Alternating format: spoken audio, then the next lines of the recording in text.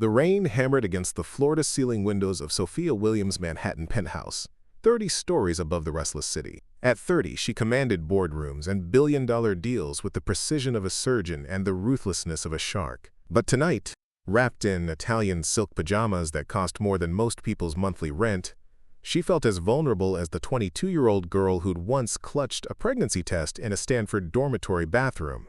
"Sophie, you have to at least try."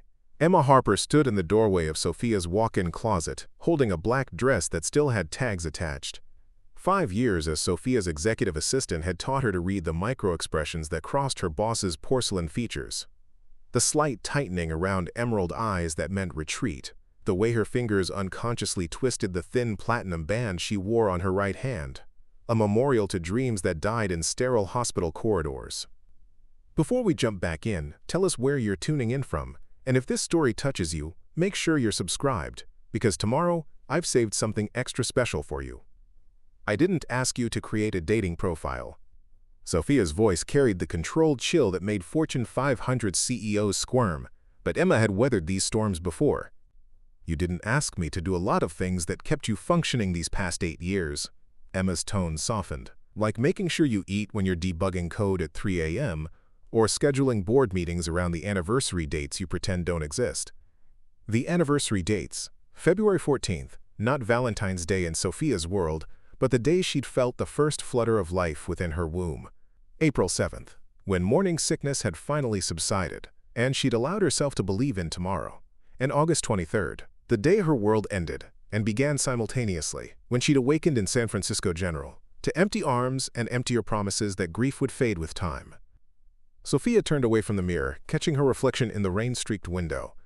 The woman staring back looked nothing like the frightened girl who defied Victoria Williams, matriarch of pharmaceutical royalty, to keep her child.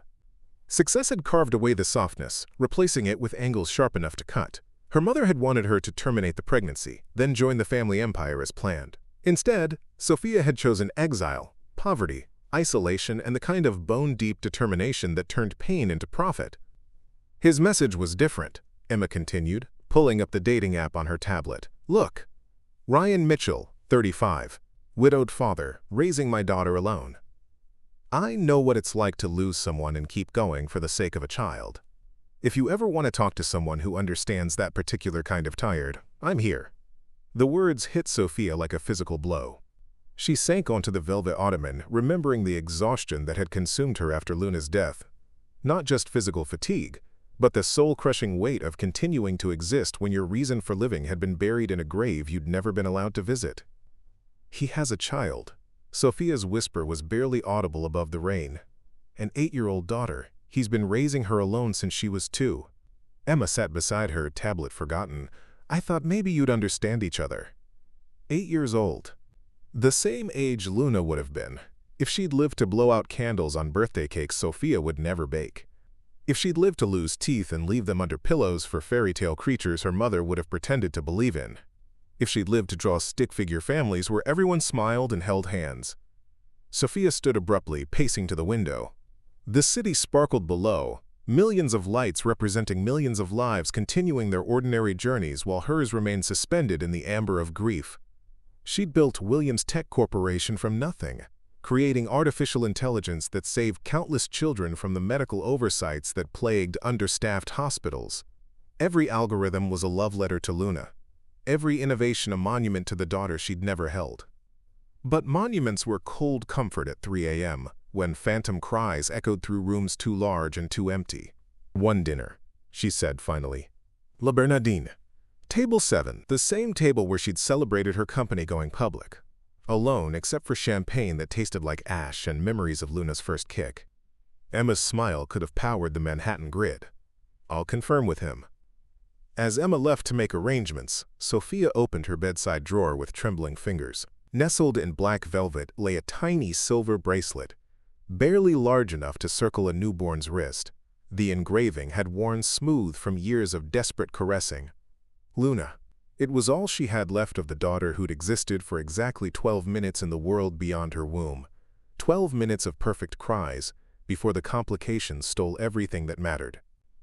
The memory crashed over her like it did every night. The labor ward at San Francisco General, sterile and impersonal. She'd been alone, her boyfriend vanished, and her family disowned her for refusing to, quote, handle the problem quietly. The contractions had peaked just as the sun set, and she'd sung through the pain. You are my Luna, my only Luna. You make me happy when skies are gray. The complications came fast. Placental abruption, hemorrhaging that turned the world red. But she'd heard her daughter cry. One perfect sound that validated every sacrifice. She'd managed to slip the bracelet onto that tiny wrist before the darkness claimed her. She'd awakened to whiteness and silence, no baby's cry, no warm weight against her chest. Just doctors with kind eyes and cruel words about how sometimes these things happened, about how she was young and could try again someday, about how seeing the body might traumatize her further. Her mother had appeared like a specter, handling arrangements with the efficiency that built pharmaceutical empires. The cremation was completed before Sophia could protest. There was nothing left to hold, nothing left to kiss goodbye. Just this bracelet returned in a plastic bag and a grief so profound it felt like drowning while breathing. Sophia closed the drawer and straightened her spine. 8 years of building walls brick by brick. 8 years of channeling fury into innovation, transforming grief into gold. Tomorrow night would be just another business transaction, an evening to endure, a favor to repay Emma's loyalty. She had no way of knowing that fate was already in motion, that across the city, a single father was reading bedtime stories to a little girl who'd been dreaming of moonlight women her entire short life. The maitre d' at Le Bernardin led Sophia through the restaurant's hallowed halls like a priest guiding a congregant to confession. Table 7 waited in its familiar corner, overlooking Central Park where autumn had painted the trees in shades of ending. She'd requested this table specifically, not for its prestige, but for the memories it held of celebrating alone, of toasting successes that felt hollow without someone to share them with. At precisely 7:30, she spotted him. Ryan Mitchell moved through the dining room with the controlled grace of someone comfortable in his own skin, but uncomfortable with luxury. Water droplets clung to his dark hair, and his broad shoulders filled a navy blazer that had seen better years but was meticulously maintained. He was handsome in the way of men who'd earned their scars. A slight limp favoring his left leg, laugh lines that spoke of genuine joy despite the wariness in his brown eyes. But it was the small hand clasped in his that stopped Sophia's breath. The child beside him possessed an otherworldly beauty that seemed to glow against the restaurant's muted elegance. Platinum blonde hair fell in waves past her shoulders, catching the candlelight like spun moonbeams. But it was her eyes, azure blue with flecks of silver, that sent ice through Sophia's veins. They were her own eyes, staring back at her across 8 years of lies. The girl looked up and froze. Her lips parted in a gasp that carried across the dining room's refined murmur. "Daddy!" Her voice was a whisper that somehow commanded absolute attention. "It's her." Ryan crouched to his daughter's level, concern creasing his features. "What's wrong, Lena? Are you feeling sick?" But Luna, couldn't take her eyes off Sophia. Tears began streaming down her cherubic cheeks, and she broke free from Ryan's gentle grasp before he could react. She ran across the restaurant with single-minded purpose, her patent leather shoes clicking against marble floors, like a metronome counting down to revolution. "You're my real mom," the words hit Sophia like artillery fire. 8-year-old hands grasped her manicured fingers with desperate certainty. "I remember you. You used to sing to me." The restaurant fell silent. Even the sommeliers paused mid-pour, sensing they were witnessing something that transcended their usual theater of the wealthy. Sophia stared down into a face that was achingly familiar. The curve of those cheekbones, the stubborn set of that small chin, the way her left eyebrow arched slightly higher than the right. "I'm sorry." Ryan had reached them, his cheeks flushed with embarrassment. "Lena has a very active imagination. She sometimes gets confused about—" "What's my favorite song?" Sophia interrupted, her voice barely steady. She knelt to meet Lena's eyes, ignoring the concerned whispers from nearby tables. Without hesitation, Lena began to sing in a voice pure as crystal bells. "You are my Luna, my only Luna. You make me happy when skies are gray." The world tilted.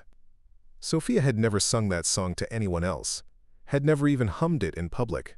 It was hers and Luna's alone, composed during those long months of pregnancy when she'd placed headphones on her belly and whispered promises to the life growing within. "How do you know that?" The question came out strangled. Lena smiled through her tears. "You sang it to me when I was in your tummy, and when I was born, before the mean lady made you go to sleep." Her small hand touched Sophia's cheek with infinite tenderness. "I've been drawing you my whole life. Daddy thinks they're just pictures from my imagination, but I know they're memories." Ryan's expression shifted from embarrassment to something approaching alarm. "Lena, sweetheart, we should let Ms. Williams enjoy her dinner." "Sophie," Sophia corrected automatically, then caught herself. She'd been Sophie to exactly one person, the daughter she'd never gotten to raise. "What mean lady?" "The one with silver hair and cold eyes. She took you away and told everyone I was gone, but I wasn't gone. Aunt Jessica saved me." Lena's voice carried the matter-of-fact certainty that only children possessed. "She brought me to Daddy after the car accident, but I always knew I had another mommy somewhere, the one who gave me this." Lena pushed up her sleeve to reveal a thin white scar circling her left wrist, exactly where a bracelet might have left its mark if worn too long by growing skin. Sophia's world fractured. She rose unsteadily, her designer dress suddenly feeling like a costume, her carefully constructed life feeling like an elaborate stage set about to collapse. "I need some air." But Lena caught her hand again. "Please don't leave me again. I know you didn't want to the first time. The bad dreams showed me. You were crying and singing and trying to hold on, but the mean lady made them take me away." The restaurant's white noise faded to nothing. Sophia found herself drowning in azure eyes that held too much knowledge for 8 years of living. This child, this impossible, beautiful child, somehow knew details about Luna's birth that no one should know. Details that Sophia had never shared with another living soul. "Your Aunt Jessica," she managed. "Tell me about her." "She was a nurse. She found me when I was little and sick, and she brought me home because she said I needed love to grow big and strong." Lena's smile was radiant. "She died when I was 2, but Daddy took care of me after that. He's the best daddy in the whole world, but he's not my first daddy. You're my first mommy." Ryan's face had gone ashen. "Jessica never told me about. She said you were abandoned at the hospital where she worked, that she couldn't find any family for you." "Jessica Mitchell was your sister." Sophia's legal mind began connecting dots at light speed. San Francisco General. A pediatric nurse named Jessica, who'd been working the night Luna was born, who'd testified, according to hospital records, about the unsuccessful resuscitation attempts. "How could you know about Jessica, about any of this?" Ryan's voice carried a dangerous edge of hope that he was clearly trying to suppress. Sophia looked at this man who'd raised her daughter, if Lena truly was her daughter, with obvious love and devotion. Who'd stepped up when tragedy struck, asking nothing in return except the privilege of being called Daddy. Who'd brought his child to meet a stranger because he understood loneliness and wanted to help heal it. Because 8 years ago, I gave birth to a daughter named Luna at San Francisco General Hospital. I was told she died 12 minutes after birth. I was told she never took a breath. Sophia's voice cracked, but I heard her cry. I heard her perfect, beautiful cry. Lena nodded solemnly. That was me crying because I was scared and cold. But then Aunt Jessica wrapped me in a soft blanket and told me everything would be okay. She took good care of me until the angels needed her to come home. The pieces were falling into place with devastating clarity. A corrupt system, a powerful family with unlimited resources, and a pediatric nurse who'd saved a child by hiding her from those who decided she was better off dead. Jessica Mitchell had stolen Luna from death and given her life, literally and figuratively. "We need to leave," Sophia said quietly, "all 3 of us, together. There are things I need to show you, questions I need to ask, and calls I need to make." She looked at Ryan, seeing her own shock reflected in his eyes. "If you'll trust me." Lena squeezed both their hands. "See? I told you she'd come back to us. I've been waiting my whole life for tonight." As they walked out of La Bernardine into the rain-soaked night, Sophia felt the first crack in the ice that had encased her heart for 8 years. Behind them, the restaurant buzzed with speculation about the tech mogul, the working-class man, and the ethereal child who'd somehow orchestrated a miracle. Sophia's penthouse felt different with other people in it. The minimalist spaces that usually echoed with emptiness now hummed with life as Lena moved through rooms like she'd been born to inhabit them. While Ryan helped his daughter out of her rain-soaked coat, Sophia watched the child's every gesture, cataloging similarities that couldn't be coincidental. The way Lena absently tucked her hair behind her left ear when concentrating, the slight gap between her front teeth that orthodontics would eventually correct, the graceful way she moved her hands when speaking, like a dancer choreographing thoughts into words. All of it achingly familiar, as if Sophia were watching home movies of a childhood she'd been denied. "Can I show you my pictures now?" Lena asked, pulling a worn sketch pad from her small backpack. "Daddy says I'm good at art, but these ones are special. They're my memory pictures." Ryan settled onto Sophia's Italian leather sofa with the careful posture of someone acutely aware of their surroundings, monetary value.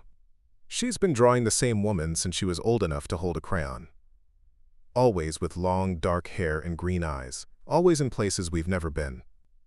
Sophia's hands trembled as Lena climbed beside her, the sketchpad heavy with 8 years of impossible memories. The first drawing made her breath catch, a crude but unmistakable representation of a woman with dark hair holding a glowing orb to her stomach. In a child's careful printing, "Mommy sings to me inside." Page after page revealed scenes that should have been impossible. A woman crying in a hospital bed, reaching towards something just out of frame. The same woman in a cap and gown, one hand on her stomach, the other holding a diploma. A figure standing at a window high above a city, tears streaming down her face. "This one's my favorite," Lena said, turning to a more recent drawing. It showed 3 figures holding hands in front of a house, a man, a woman, and a small girl between them. The woman wore Sophia's face with photographic accuracy. "I drew it last week. I told Daddy it was going to happen soon." Ryan's voice was barely a whisper. "She's never seen your face before tonight. Never seen any pictures of you. I don't understand how." "Children remember things adults forget," Sophia said, the words coming from some deep well of certainty. "The connection between mother and child doesn't end at birth. It can't." She turned another page and froze. The drawing showed a hospital room in startling detail. A woman on a bed surrounded by machines. Her face etched with pain and determination, but it was the small details that stopped Sophia's heart. The way the light fell through the window, the position of the IV stand, even the pattern of the floor tiles. All exactly as she remembered from that night 8 years ago. "Yes," she whispered, the word carrying 8 years of grief and hope. "You can have both."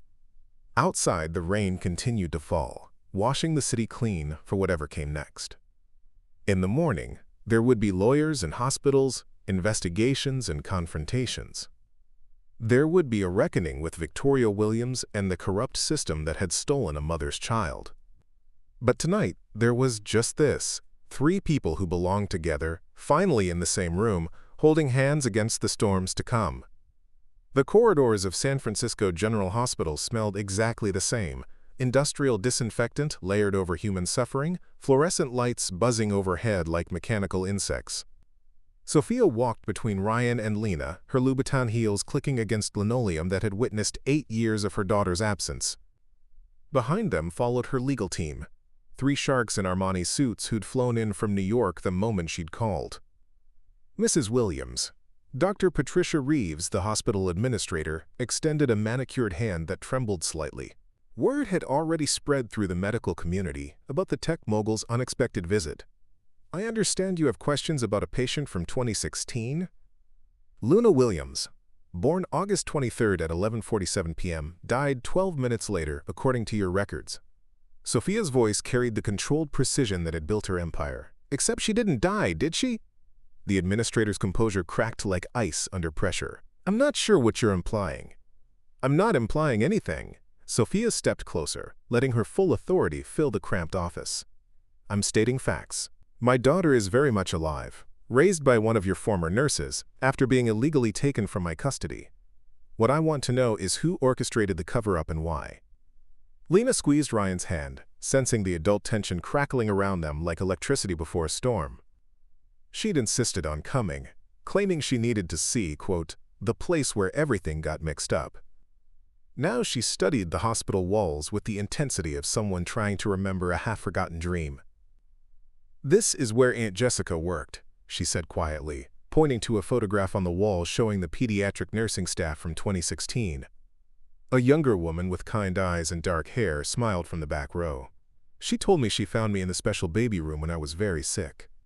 Marcus Chen, Sophia's lead attorney, spread documents across Dr. Reeves' desk with surgical precision. Birth certificate for Luna Williams, filed August 24th. Death certificate for the same child, filed August 25th. Notice how the signatures don't match? And this admission record for a Jane Doe infant, same date, same approximate birth time, conveniently missing from your digital files but recovered from archived paper records. Dr. Reeves' face went ashen as she reviewed the evidence. "I wasn't administrator then. Dr. Morrison handled most of the sensitive cases." "Sensitive cases?" Ryan's voice carried a dangerous edge. "What the hell does that mean?" "Wealthy families sometimes prefer discretion when dealing with difficult circumstances." The words came out stilted, rehearsed. "The Williams family has been major donors to this hospital for decades." Sophia felt rage burn through her veins like acid. "My mother paid you to steal my child." "No one was paid to steal anything," Dr. Reeves protested, but her eyes betrayed her. "The infant was severely compromised. Multiple health issues that would have required extensive, expensive treatment." When Mrs. Victoria Williams explained the family's preferences, Dr. Morrison felt it was more humane to what? Sophia's voice could have frozen hellfire. To lie to a grieving mother? To falsify death records? To hand my daughter over to whoever would take her? Jessica Mitchell wasn't whoever. Ryan interjected, his protective instincts flaring. She was a registered pediatric nurse with impeccable credentials who devoted her life to saving children. Lena tugged on Dr. Reeves' white coat, her child's voice cutting through the adult fury like a blade. "Can you show us the special baby room? I think I remember it." The NICU hadn't changed much in 8 years. Incubators lined the walls like transparent wombs, housing the earliest arrivals to the world. Lena walked directly to a corner unit, as if guided by invisible hands. "This one," she said with certainty. "I was in this one. Aunt Jessica sat right there and sang to me when the machines beeped too loud." She pressed her small palm against the clear plastic. "She told me my first mommy loved me very much but had to sleep for a while, and that she'd take care of me until it was safe to find my real family." An elderly janitor pushing a cart paused at the doorway, studying their group with curious eyes. His name tag read Miguel Santos, and his weathered face held decades of hospital secrets. "Excuse me," Marcus addressed him. "Were you working here 8 years ago? August 2016? Preparing and narrating this story took us a lot of time, so if you are enjoying it, subscribe to our channel. It means a lot to us. Now back to the story. Miguel's eyes sharpened with recognition. "You're asking about the Williams baby. The one with the silver-haired lady who came in the middle of the night." Dr. Reeves stepped forward urgently. "Miguel, you don't need to." "I've been cleaning these floors 43 years, Miguel interrupted, his accented English filled with quiet dignity. "I've seen a lot of things, but that night—" He shook his head. "That lady, she come in like she owned the place, talking to Dr. Morrison in his office, waving papers around. Next thing I know, Jessica's crying in the supply closet holding a baby that's supposed to be dead." "What did you overhear?" Sophia asked, her heart hammering against her ribs. "The lady," she said the baby was, an embarrassment to the family legacy, said it was better for everyone if the problem just disappeared. Jessica, she was supposed to handle the disposal, but she couldn't do it. Told me the baby was perfect, just small and scared." Miguel's voice dropped to a whisper. "So she took the little one home instead. Said if the family didn't want their miracle, she'd give it all the love they couldn't." The room fell silent, except for the rhythmic beeping of machines keeping other people's babies alive. Sophia felt the world tilt on its axis as 8 years of lies crumbled around her like ancient parchment. "Dr. Morrison," Dr. Reeves said weakly, "passed away 3 years ago, cancer." How convenient. Marcus was already pulling out his phone. But falsifying medical records is a federal crime with no statute of limitations. And I'm betting Dr. Morrison kept very detailed files about his arrangements with wealthy families. Lena had climbed onto a chair to better see the NICU babies, her face pressed against the observation window. "Look, Mommy," she said, the word coming naturally now. "They're so little and brave, just like I was." Sophia joined her daughter at the window, placing her hand over Lena's smaller one against the glass. "You were the bravest baby in the whole world, fighting to live when everyone else had given up on you." "I wasn't fighting to live," Lena corrected with 8-year-old wisdom. "I was fighting to find you again. Aunt Jessica told me that sometimes love is stronger than dying, and that if I held on tight enough, the universe would bring my first mommy back to me."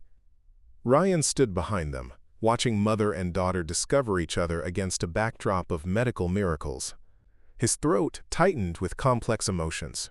Pride in Jessica's courage, rage at the system that had nearly stolen this reunion, and fear that he might lose the child who'd given his life meaning. "What happens now?" he asked quietly. Sophia turned from the window, her expression transformed from grief to determined fury. "Now we make them pay. Every doctor who signed false papers, every administrator who turned a blind eye, every person who conspired to steal my daughter." Her voice carried the promise of storms to come. "But first I have a phone call to make." Dr. Reeves looked like she might faint. "Mrs. Williams, perhaps we could discuss this privately." The time for private discussions ended 8 years ago. Sophia lifted Lena from the chair, holding her close for the first time since those stolen 12 minutes after birth. "Marcus, I want every record from August 2016. Every email, every phone log, every financial transaction involving the Williams family and this hospital. I want to know exactly how much my mother paid to steal my child." As they walked toward the elevator, Lena nestled against Sophia's shoulder with perfect trust. "Are you mad at the mean lady?" she asked. "Yes," Sophia admitted. "Very mad." "That's okay," Lena said sagely.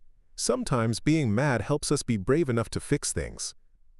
Daddy taught me that when the kids at school were mean about me not having a regular mommy." In the elevator's polished steel reflection, Sophia saw the three of them together, no longer strangers thrown together by chance, but a family forged by truth and bound by love stronger than blood. The doors closed on 8 years of lies, opening toward whatever justice looked like for a mother who'd never stopped mourning, a father who'd never stopped loving, and a daughter who'd never stopped believing in miracles. The Williams corporate building pierced the San Francisco skyline like a steel and glass dagger, its top floors reserved for the family that had built pharmaceutical empires from other people's pain. Sophia hadn't set foot in this building since the day she'd walked out 8 years ago, broke and pregnant and burning with righteous fury. Now she returned as an equal, in wealth if not in cruelty. Victoria Williams sat behind the mahogany desk that had intimidated senators and CEOs for 3 decades, her silver hair swept into a chignon that could cut diamonds. At 72, she remained a formidable presence, her Chanel suit pristine, her jewelry understated, but worth more than most houses. She hadn't aged so much as crystallized, becoming a perfect specimen of old money and older ruthlessness. Sophia. The name fell from Victoria's lips like a judicial pronouncement. "You look well. Success suits you. Cut the pleasantries, mother." Sophia placed the manila folder on the desk with controlled precision. 8 years of evidence. Hospital records, financial transactions, witness testimonies, the paper trail that would destroy empires. "We need to discuss Luna." Victoria's composure flickered for exactly 1 second, a micro-expression that revealed she'd been expecting this conversation for 8 years. "I assume you mean the unfortunate situation from your college years. That matter was resolved long ago." "Resolved?" Sophia's voice could have shattered glass. "You had my daughter stolen from me. You bribed doctors to falsify records. You let me grieve a child who was alive while she grew up thinking I abandoned her. I protected this family from scandal." Victoria's tone carried the authority of someone who'd never questioned her own moral supremacy. "You were 22, unmarried, disgraced. That child would have ruined not just your future but the Williams legacy built over 4 generations." The casual dismissal of Luna as that child ignited something primal in Sophia's chest. "Her name is Luna. She's 8 years old, brilliant and beautiful and perfect. She's your granddaughter. She's a mistake that should have been corrected properly from the beginning. Victoria opened the folder with manicured fingers, scanning the evidence with the dispassion of a pathologist examining specimens. You were supposed to terminate the pregnancy as any sensible person would have done. When you refused, alternative arrangements became necessary. Alternative arrangements, Sophia repeated the euphemism like she was tasting poison. You mean kidnapping, fraud, destroying medical records. Letting me believe my child was dead while you sold her like unwanted furniture. Victoria's laugh was winter wind through cemetery gates. Sold? Don't be melodramatic. The Mitchell woman was thoroughly vetted. She wanted a child, couldn't conceive naturally, and had the proper credentials to raise it appropriately. It was a practical solution that benefited everyone. Everyone except me and Luna. Sentiment is a luxury we can't afford in this family. Victoria stood, moving to the window that overlooked the city she'd helped shape through decades of strategic ruthlessness. Do you think Williams Pharmaceuticals became a Fortune 500 company through maternal instincts? We make the hard choices others can't make. We sacrifice the few for the good of the many. Sophia stared at the woman who'd given birth to her, searching for some flicker of humanity behind those Arctic blue eyes. She's your blood, your granddaughter. How could you look at that perfect child and see nothing but an inconvenience? Because I've learned that blood is thinner than reputation, and reputation is everything. Victoria turned back to face her daughter, and for a moment, Sophia glimpsed the calculating machine that beat where her mother's heart should be. You've built quite the empire yourself, haven't you? Williams Tech Corporation, revolutionary medical AI. 500 million in net worth at 30. Tell me you didn't sacrifice other priorities for that success. The accusation hit like a scalpel-finding nerve. Sophia had sacrificed relationships, sleep, emotional connections, the possibility of other children. She'd poured her grief into algorithms and her love into code, building monuments to the daughter she thought she'd lost. I built something that saves children's lives, something that prevents other mothers from experiencing what you put me through. And in doing so, you proved my point. Victoria's smile was sharp enough to perform surgery. You channeled your loss into greatness. Without that tragedy, you'd be some suburban housewife changing diapers and attending PTA meetings. Instead, you're a tech mogul who's revolutionized pediatric medicine. The sacrifice was worth it. The sacrifice wasn't yours to make. Sophia's voice cracked with 8 years of suppressed anguish. She was mine. My child, my choice, my right to fail or succeed as her mother. Victoria waved dismissively. Rights are for people who can afford to exercise them. You were broke, disowned, barely adult yourself. What kind of life could you have given that child? Public hospitals, government assistance, second-hand clothes. The Mitchell family provided stability, education, proper upbringing.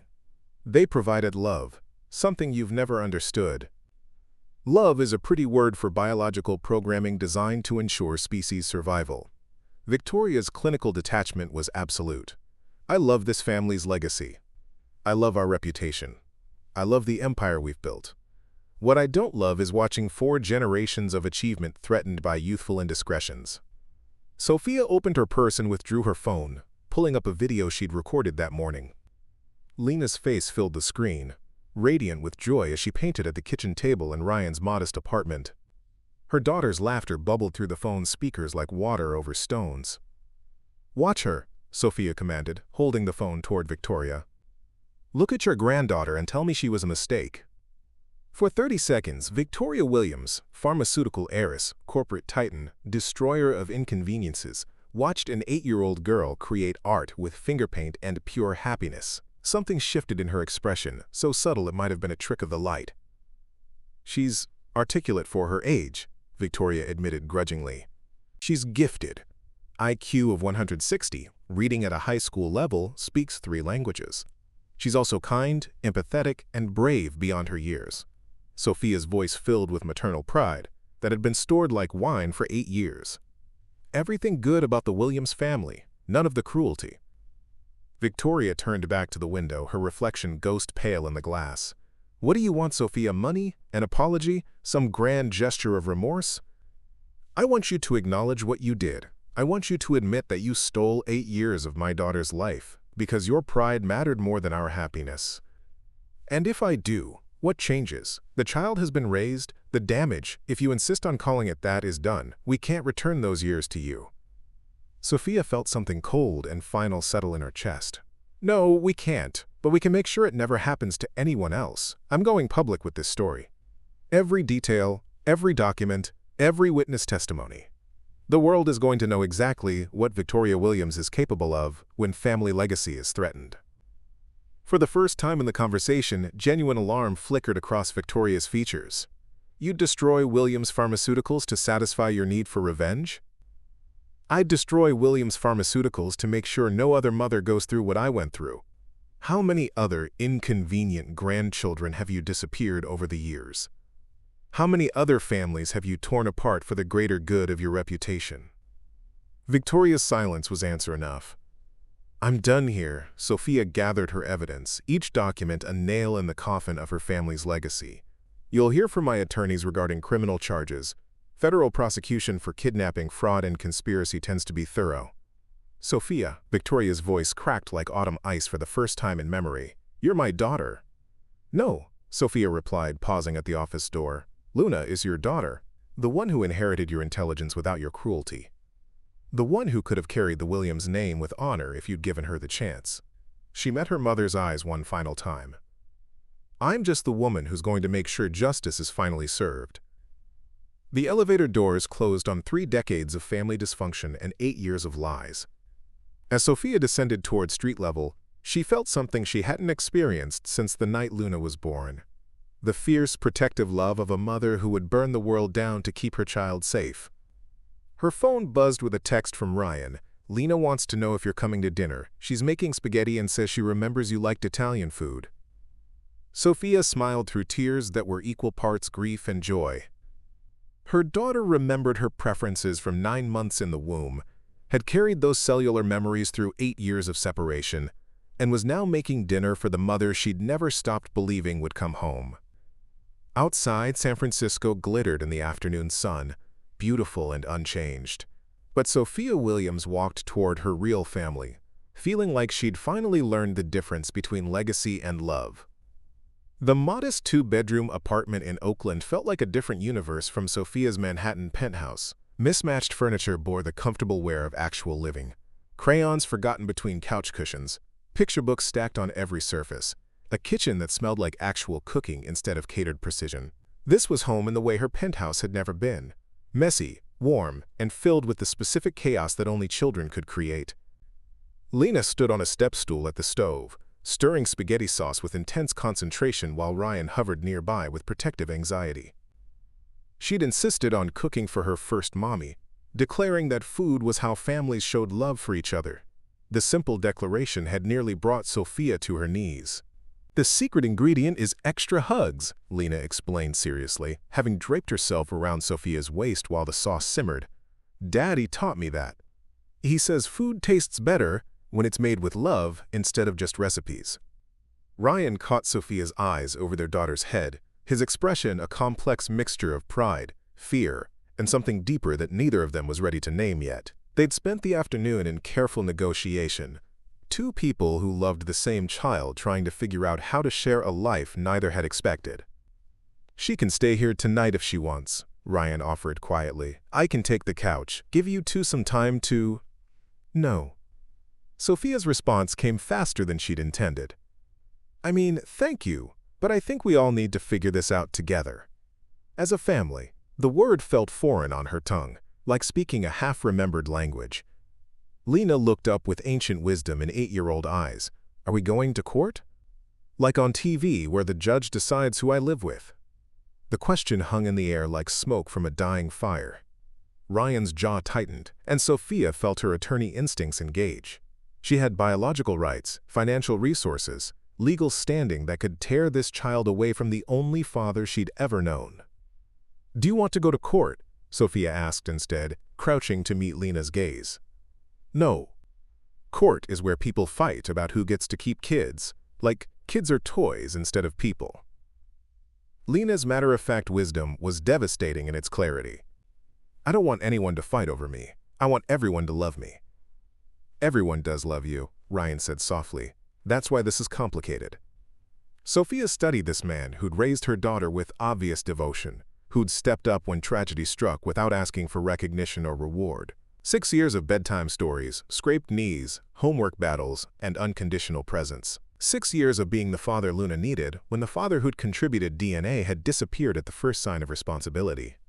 What if we didn't have to choose? Sophia heard herself saying, what if instead of fighting over custody, we built something new? Ryan's eyebrows rose. What do you mean? I mean shared custody. That actually means sharing. Not court-ordered visitation schedules, but real co-parenting. Both of us involved in decisions. Both of us present for milestones. Both of us committed to putting Lena's needs first. That's, Ryan paused, processing implications. That's not how these situations usually work, especially when one parent has unlimited resources and the other works 3 part-time jobs to make rent. The casual reference to his financial struggles hit Sophia like cold water. She'd been so focused on the emotional earthquake of finding Luna that she'd barely considered the practical disparities between their lives. Her net worth could buy Ryan's entire neighborhood. Her monthly investment returns exceeded his annual salary. Money doesn't make better parents, she said carefully. Love does. Showing up does. Teaching children to be kind, brave, and true to themselves. That's what matters. Lena had been listening with the focused attention children reserved for adult conversations that would affect their lives. Could I have 2 houses? And 2 bedrooms? And would you both come to my school play next month? You're in a play? Sophia's heart ached with everything she'd missed. First words, first steps, first day of school, 1,000 tiny milestones that couldn't be recovered. I'm playing a tree in the forest scene. Daddy helped me practice my lines. Trees don't talk much, but I have to sway in the wind and look wise. Lena demonstrated with interpretive arm movements that were both adorable and surprisingly graceful. I would love to come to your play, Sophia said, tears threatening. Both of us would.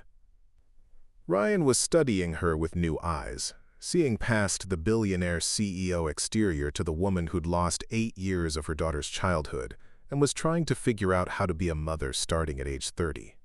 Are you serious about shared custody? Because I need to know, are you going to decide in 6 months that this is too hard and disappear again? The question was fair but brutal. Sophia felt the weight of every choice that had led to this moment, her family's cruelty, her own driven isolation, the walls she'd built around her heart to survive losing Luna. I've spent 8 years building a company that saves children because I couldn't save my own child. Every algorithm I wrote was a love letter to Luna. Every innovation was a monument to the daughter I thought I'd lost. She paused, looking at both of them, this makeshift family that had somehow survived tragedy and found love in the spaces between loss. I'm not disappearing again. Ever. What about your company, your life in New York? My company can run itself for a while. I have good people, and everything's remote now anyway. Sophia surprised herself with how easily the answer came. As for my life in New York, she gestured at the cozy apartment, at Lena still stirring sauce with determined precision, at Ryan's careful hope. I'm thinking my real life might be here. You'd move to Oakland? Ryan's voice carried disbelief. Leave your penthouse for a 2-bedroom apartment in a neighborhood where sirens are the nightly soundtrack? I'd move to Oakland to be near my daughter.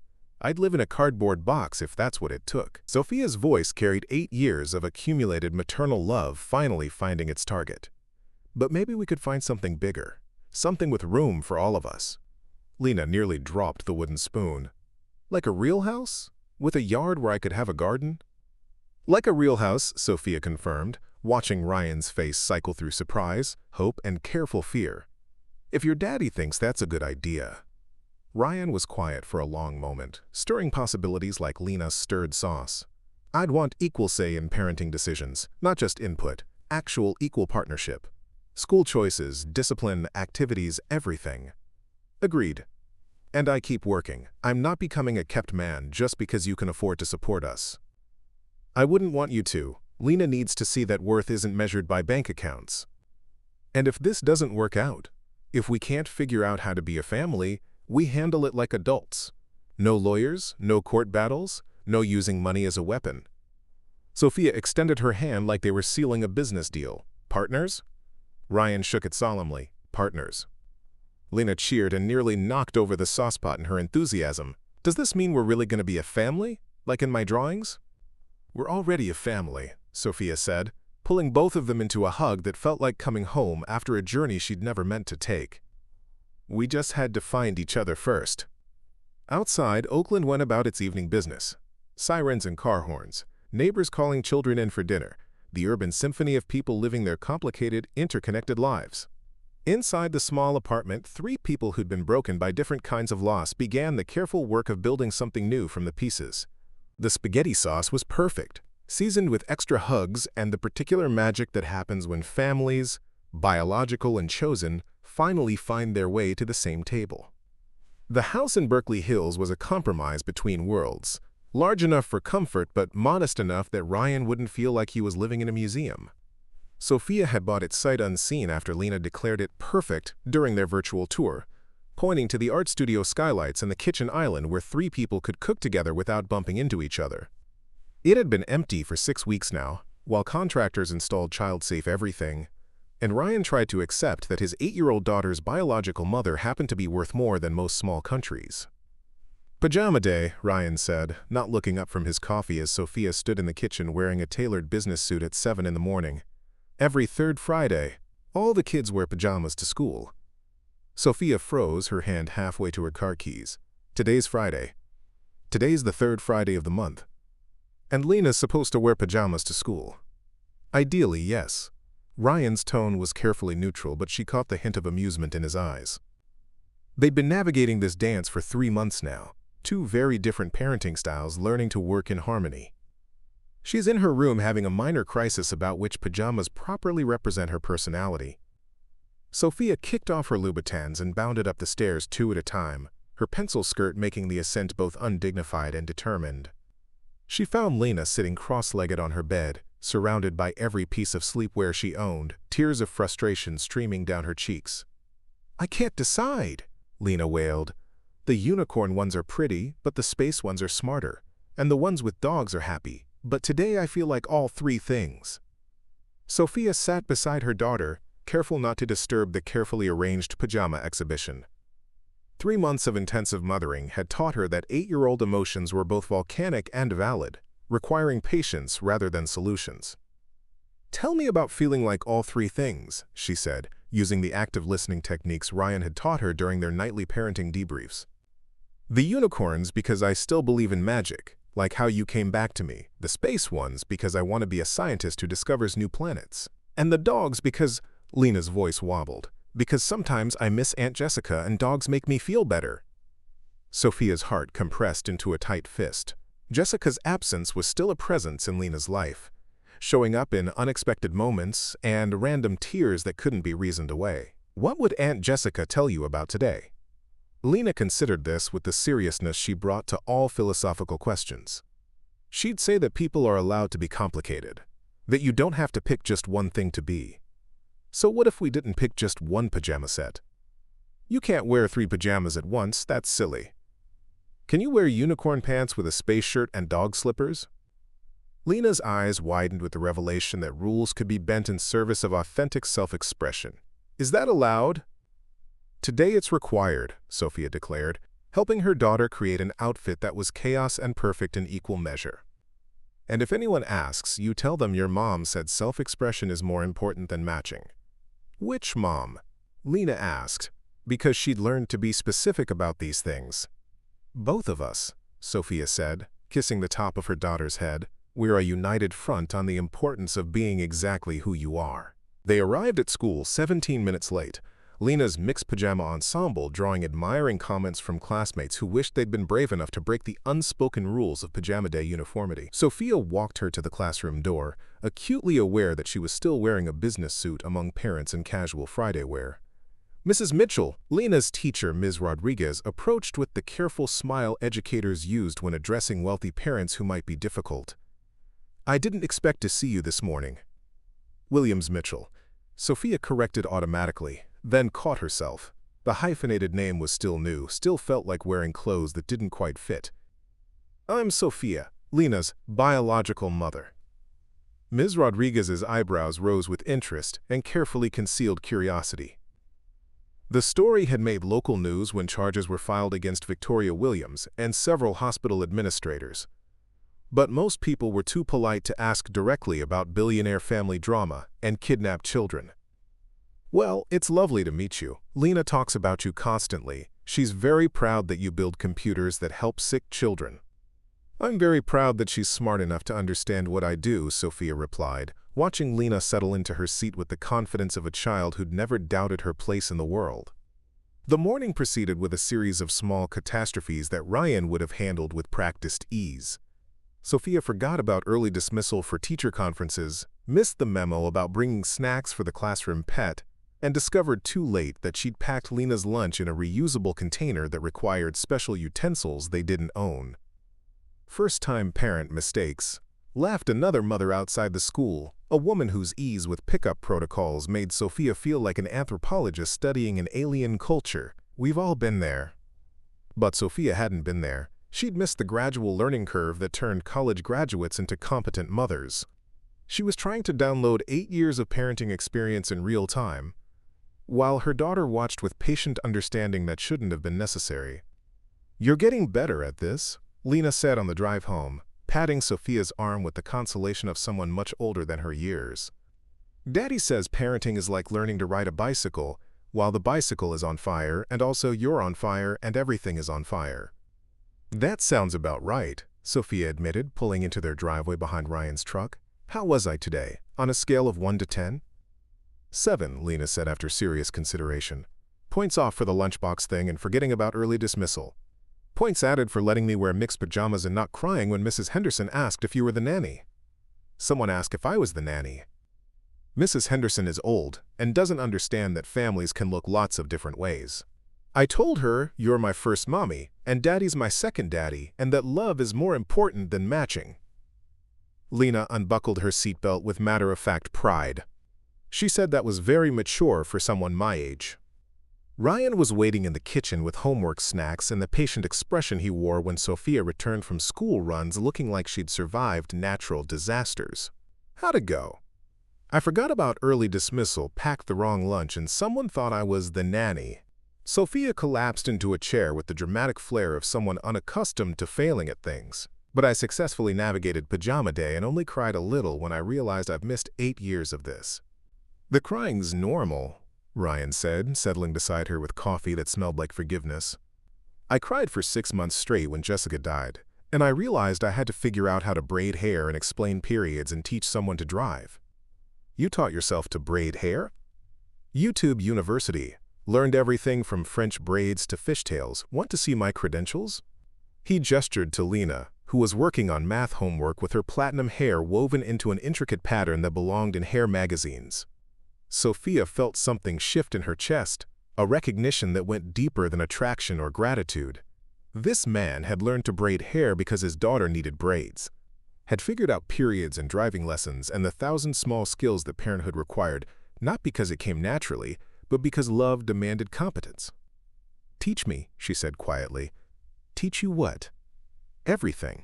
Hair braiding, homework supervision, the mysterious art of remembering which days require special lunchboxes." She met his eyes across the kitchen table, where their daughter worked on multiplication tables with focused determination. "I want to be good at this. Not just adequate or well-meaning, actually good." Ryan's smile was worth more than all her corporate victories combined. "It's going to take a while. Parenting's not like coding. You can't debug it with logic." "I've got time," Sophia said, watching Lena solve math problems with the same intensity she brought to everything else. "We've got time." Outside, Berkeley settled into afternoon rhythms, while inside their house, 3 people continued the careful work of becoming a family. Sophia's first day of real parenting had been messy and imperfect, and exactly right in ways that boardroom victories never were. She was learning that being a mother wasn't about perfection. It was about showing up, paying attention, and loving fiercely enough to keep trying when everything felt like fire. Spring arrived in the Bay Area like a shy child finally joining a conversation, tentative at first and then explosively abundant. The cherry tree in their backyard burst into bloom overnight, covering the patio with petals that Lena collected in mason jars for art projects that involved more enthusiasm than actual artistic skill. Sophia found herself photographing everything. First flower, First scraped knee, she got to kiss better. First time Lena fell asleep in her lap during movie night. You're documenting everything, Ryan observed, finding her scrolling through hundreds of photos on her phone while Lena slept between them on the couch, her head on Sophia's shoulder and feet in Ryan's lap. 8 years to catch up on, Sophia whispered, not wanting to wake their daughter but needing to justify her sudden obsession with preserving moments. I missed her first word, first steps, first day of school. I'm not missing anything else.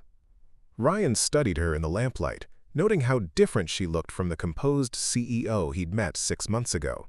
Her hair was escaping its ponytail, her designer jeans had paint stains from helping Lena with a science project, and there were permanent smile lines around her eyes that hadn't existed when her life was all boardrooms and bottom lines. She said, "Mama, first," he said quietly. What? Her first word. It wasn't dada, or more, or any of the usual baby words. She looked right at Jessica one morning and said, "Mama, clear as day." Jessica cried for an hour.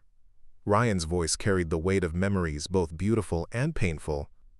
I always wondered if she somehow knew she had another mama somewhere, waiting. Sophia felt tears threaten, the kind that came easily now that her emotional walls had crumbled. What else? Tell me everything. So Ryan told her about Lena's first steps taken while chasing a neighbor's cat, about her fear of vacuum cleaners that lasted until age 5, about the time she got lost at the zoo and was found in the penguin exhibit, explaining to a crowd of tourists why penguins were better fathers than most humans, because they shared egg-sitting duties equally. She's always been an old soul, Ryan continued, absently stroking their daughter's hair. Even as a toddler, she'd comfort other kids when they cried, like she understood sadness in ways that should have been impossible for someone so young. Maybe she did understand. Maybe some part of her always carried the grief of our separation. Sophia's voice was barely audible. All those years I thought I was mourning alone, she was mourning too. They sat in comfortable silence, watching Lena sleep with the absolute trust of a child who'd never doubted she was loved. The movie credits rolled unnoticed, replaced by the quiet sounds of home, the dishwasher cycling, wind chimes on the patio, the distant hum of traffic on the highway. I need to tell you something, Ryan said suddenly, his voice carrying a tension that made Sophia look up from her phone. What's wrong? Nothing's wrong, that's the problem. He paused, choosing words with the care of someone walking through a minefield. When this all started, I thought we'd figure out custody and co-parenting and then, I don't know, exist in parallel. Take turns being Lena's parent without getting too tangled up in each other's lives. Sophia felt something flutter in her chest, a sensation she'd forgotten after years of emotional hibernation. And now? Now I wake up wondering what you're making for breakfast. I catch myself buying coffee you like better than the kind I drink. When Lena tells me about her day, I want to tell you about it too. Not just because you're her mother, but because… He stopped, clearly struggling with territory neither of them had expected to navigate. Because, Sophia prompted, her heart doing complicated things against her ribs. Because somewhere along the way, you stopped being Lena's other parent and started being, I don't know what to call it, a part of my day that I look forward to, someone I want to share things with. The admission hung between them like a bridge neither was sure was safe to cross. 6 months of careful co-parenting had evolved into something else. Shared glances across parent-teacher conferences, hands brushing while helping with homework, conversations that stretched late into the night after Lena was asleep. I know it's complicated, Ryan continued. We're not exactly a conventional situation. I'm a guy who works 3 part-time jobs to make ends meet. You're a billionaire CEO. I never went to college. You've got degrees from Stanford. On paper, we don't make sense. On paper, lots of things don't make sense, Sophia said softly. On paper, I should have gotten over losing Luna and moved on. On paper, a child shouldn't remember songs sung to her in the womb. On paper, 3 strangers shouldn't be able to become a family in 6 months. Ryan shifted slightly, careful not to disturb Lena but turning so he could see Sophia's face fully. What are you saying? I'm saying that I've spent 8 years building walls around my heart because I thought love was something that could be stolen from you. Something fragile that needed protection. She met his eyes, seeing her own uncertainty reflected back. But watching you love Lena, watching you teach me how to be her mother, watching you make our house feel like home, I think maybe love isn't something to protect. Maybe it's something to share. The kiss happened slowly, carefully, with the awareness that Lena was sleeping between them and this moment would change everything that came after. Ryan's hand cupped Sophia's face like she was made of spun glass, and she leaned into the touch with a sigh that carried 8 years of loneliness finally finding its end. "Is this real?" Ryan whispered against her lips. "Because I need to know this isn't just gratitude or some kind of trauma response or—" "It's real." Sophia's voice was steady with certainty she felt in her bones. "It's the most real thing I've ever felt." Lena stirred between them, her eyelids fluttering with dreams. "Are you kissing?" she asked without opening her eyes, her voice thick with sleep and satisfaction. "Maybe a little," Ryan admitted, sharing a look with Sophia that was equal parts love and amusement. "Good," Lena mumbled, settling deeper into the couch. "I drew a picture of it happening.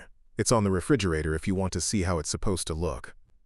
They found the drawing later, after carrying Lena to her bed and tucking her in with the elaborate ritual of songs and stories she required for proper sleep. The crayon illustration showed 3 figures in front of a house, the 2 adults leaning toward each other while the small figure between them smiled with arms outstretched to encompass them both. At the bottom, in Lena's careful printing, "My family in love." "She knew before we did," Sophia said, standing in the kitchen with Ryan's arms around her waist, both of them studying their daughter's artistic prophecy. "She always knows things before we do," Ryan replied, pressing a kiss to the top of Sophia's head. 8-year-old wisdom combined with whatever cosmic connection she has to the universe. We're just catching up to what she's always known. Outside, the cherry blossoms continued their gentle fall, covering the world in promise. Inside, 3 people who'd found each other through loss discovered that love wasn't something to be hoarded or protected. It was something that multiplied when shared, something that grew stronger when given freely, something that could build bridges across any divide. Sophia Williams had spent 8 years building an empire, but standing in a kitchen with flower handprints on the cabinets and a crayon drawing of love on the refrigerator, she realized she'd finally built something that mattered. A family that chose each other every day, not because they had to, but because they wanted to. The cemetery sprawled across rolling hills in Marin County, peaceful and green, with the kind of careful maintenance that honored the dead while comforting the living. Sophia walked between Ryan and Lena toward Jessica Mitchell's grave, carrying flowers that Lena had insisted on picking from their garden. Daisies and roses and whatever else had caught her 8-year-old eye as appropriately beautiful for someone who'd saved her life. "Tell me about her again," Sophia said, needing to hear Jessica's story one more time before they reached the simple granite headstone that marked the resting place of the woman who'd given her daughter a childhood. "She was the best person I ever knew," Ryan said, his voice carrying the weight of love and loss in equal measure. "Wanted kids her whole life but couldn't have them naturally. When she found Lena at the hospital, sick and abandoned, according to the official story, she didn't hesitate. Just opened her heart and her home and loved her like she'd been waiting her whole life for that exact child. She used to sing me the lullabies you taught me in your tummy," Lena added, swinging their joined hands as they walked. "She said music was how love traveled through time, and that when she sang your songs to me, she was keeping our connection alive until you could come back." Sophia's steps faltered. "She knew about me?" "She suspected," Ryan clarified. The official story never made sense to her. A healthy infant abandoned with no identification, no attempts by family to find her. Jessica was smart enough to read between the lines, but she was also practical enough to know that sometimes asking too many questions puts a child at risk. They reached Jessica's grave in silence, reading the simple inscription together: Jessica Marie Mitchell, beloved sister, devoted mother, child of God. Lena knelt to arrange her flowers, speaking to the headstone with the casual intimacy of someone who'd been having conversations with heaven for years. "Hi, Aunt Jessica. I brought my first mommy to meet you. I know you already know her because you saved me for her, but she wanted to say thank you in person." Sophia found herself kneeling beside her daughter, overwhelmed by the complexity of grief and gratitude warring in her chest. "I don't know what to say," she admitted. "Thank you feels too small." "She knows," Lena said with absolute certainty. "She told me in a dream last week that she's proud of how we all found each other. She said love always finds a way, even when people try to stop it." Ryan crouched behind them, his hands on both their shoulders. "Jessica would have loved you," he told Sophia. She would have been so happy to know that Lena's first mom was someone who could love her as fiercely as she did. "I want to do something," Sophia said suddenly. "Something that honors what she did. Something that makes sure other children don't fall through the cracks the way Lena almost did." Over the following weeks, the Jessica Mitchell Foundation took shape with the focused intensity that had built Williams Tech Corporation. Sophia poured resources into creating a nonprofit that would advocate for children caught in the gaps between broken systems, kids abandoned by families, overlooked by institutions, forgotten by bureaucracies that prioritized paperwork over people. "We're going to make sure no child disappears again," Sophia explained to the board of directors she'd assembled, a group of pediatric advocates, legal experts, and social workers who'd seen too many cases like Lena's. "Every child deserves to be found, claimed, loved." The announcement made national news. Tech billionaire creates foundation in honor of woman who saved her kidnapped daughter. The story finally gave context to rumors that had circulated for months about Victoria Williams' arrest and the subsequent investigation into hospital corruption. But for Sophia, the foundation was more than public relations or philanthropy. It was a way to transform 8 years of grief into something that could prevent other mothers from experiencing the same loss. It was Jessica's legacy made tangible, her love for one child expanded to encompass thousands. The engagement happened on an ordinary Tuesday evening while they were cleaning up after dinner. Lena was practicing piano in the living room, filling the house with slightly off-key versions of popular songs, while Sophia and Ryan worked together in the kitchen with the easy rhythm they developed over months of shared domesticity. "I have something for you," Ryan said, drying his hands on a dish towel with unnecessary care. "If it's another coffee mug with an inspirational quote, I'm running away," Sophia teased, because Ryan's gift-giving philosophy seemed to center around Target's home goods section and motivational slogans. "It's not a coffee mug." He pulled a small velvet box from his pocket, holding it like it might explode. "It's more permanent than a coffee mug." Sophia stared at the box, her heart performing complicated gymnastics against her ribs. "Ryan, I know this is backwards," he interrupted, clearly nervous. "I know we should have talked about it more, planned it better, maybe gone somewhere romantic instead of standing in a kitchen that smells like chicken nuggets and dreams. But I also know that I love you, not just because you're Lena's mother, but because you're you. Because you're brave enough to build a life from scratch, kind enough to honor the woman who saved your daughter, and stubborn enough to learn how to braid hair at 30 years old." He opened the box to reveal a ring that was simple and perfect, a single diamond surrounded by smaller stones that caught the kitchen lights like captured stars. Lena helped pick it out. She said it needed to be sparkly enough for a princess, but practical enough for someone who's going to spend a lot of time finger painting and building blanket forts. "She knew you were going to propose?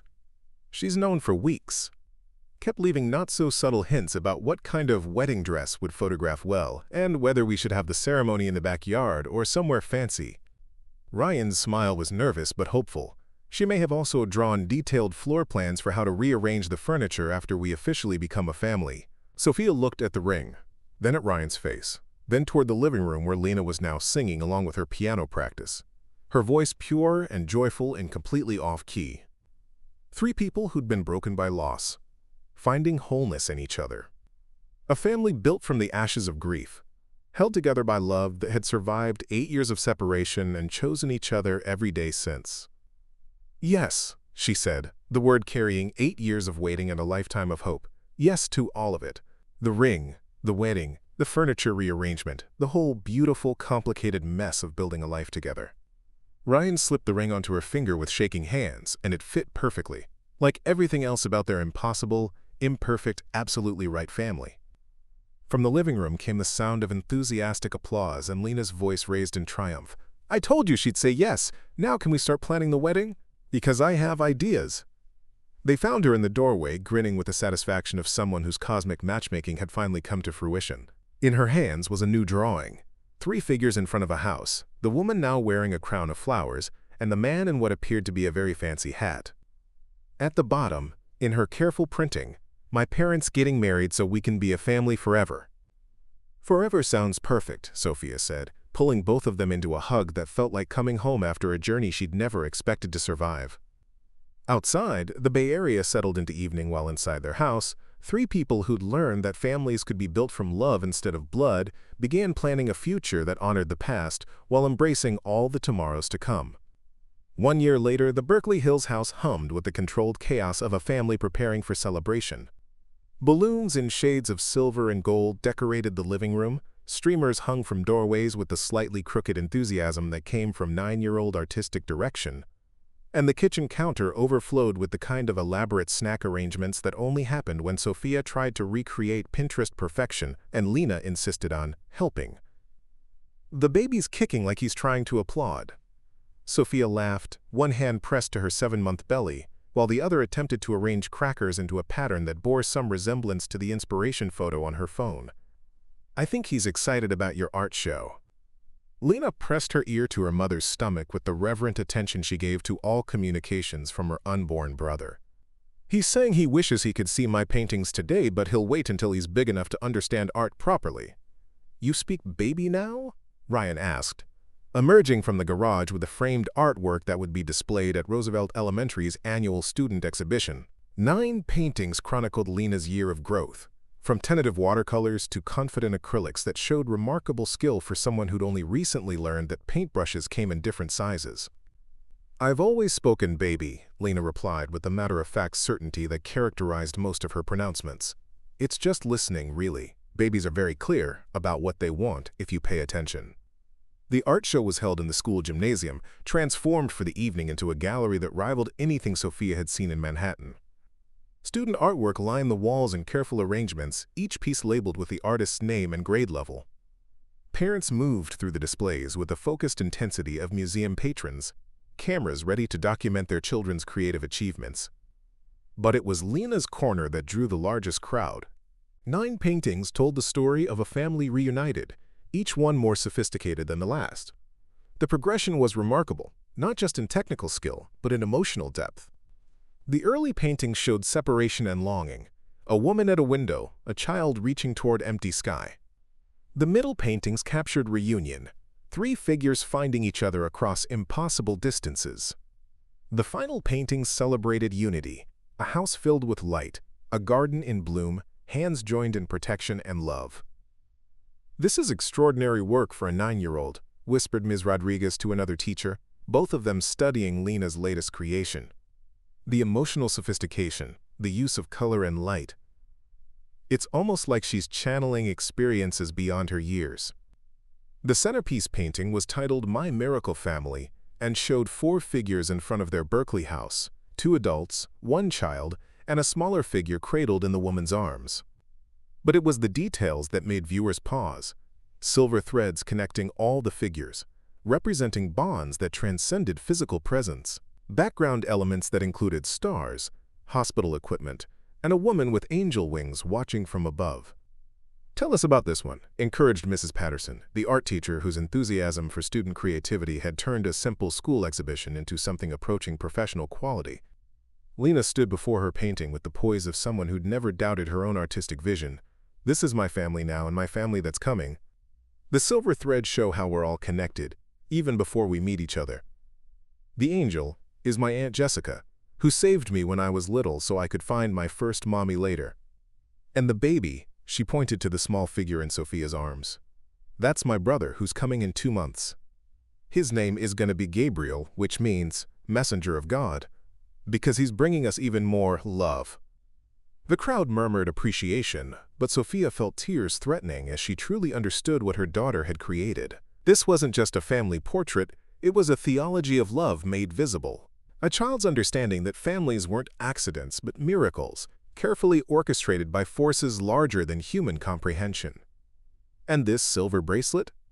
Mrs. Patterson pointed to a detail in the painting that showed a tiny bracelet around the infant's wrist. "That's the bracelet my first mommy gave me when I was born. I don't wear it anymore because my wrist got too big, but we keep it in a special box with pictures of all the people who loved me before I could remember them."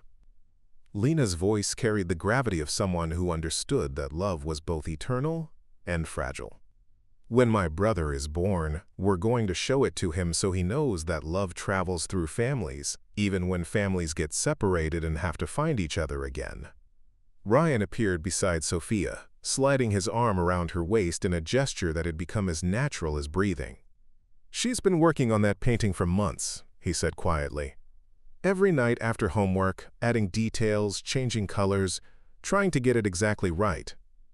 "It is exactly right," Sophia whispered, watching their daughter explain artistic choices to admiring adults with the confidence of someone who'd never doubted her place in the world. "She sees things we can't see, understands connections that most adults miss." The evening progressed with the gentle chaos of elementary school celebrations. Children racing between displays, parents networking over lukewarm coffee, teachers managing controlled pandemonium with the skills of seasoned diplomats. But for Sophia, time seemed suspended in amber as she watched Lena bask in deserved recognition for work that transformed personal experience into universal truth. "Mrs. Williams Mitchell?" a familiar voice interrupted her reverie. Dr. Patricia Reeves from San Francisco General approached cautiously, clearly uncertain of her reception. "I hope it's all right that I came, when I heard about the art show." "It's fine," Sophia said, surprising herself with how little anger remained. The legal proceedings had concluded months ago, with plea bargains and policy changes that would prevent other families from experiencing what theirs had endured. Justice had been served, but more importantly, healing had occurred. They arrived at school 17 minutes late, Lena's mixed pajama ensemble drawing admiring comments from classmates who wished they'd been brave enough to break the unspoken rules of pajama day uniformity. Sophia walked her to the classroom door, acutely aware that she was still wearing a business suit among parents in casual Friday wear. "Mrs. Mitchell," Lena's teacher, Ms. Rodriguez, approached with the careful smile educators used when addressing wealthy parents who might be difficult. "I didn't expect to see you this morning."